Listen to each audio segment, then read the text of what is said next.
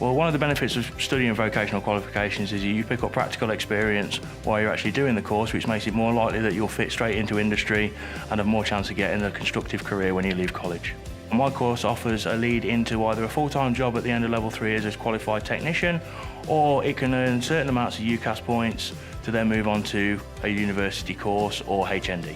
The importance of education is in fact that it can change your life, and the government recently has started putting more funding into education because it wants the young people of the country to join the global workforce. Well, we offer them the general support in the classroom, but we also offer things like blended learning, which allows the students to work outside of college and then bring the work back into college to be assessed, which gives us more time to focus on the practical side of things. I've always been interested in computers and how they work, so when I came to the college on one of the open days and saw that this was an opportunity, I thought this was the course for me.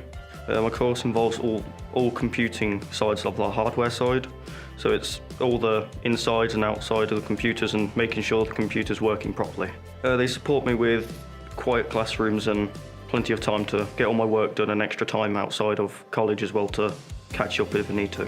My college course has helped me outside of college by giving me the skills needed to take apart, fix and clean my computer when needed.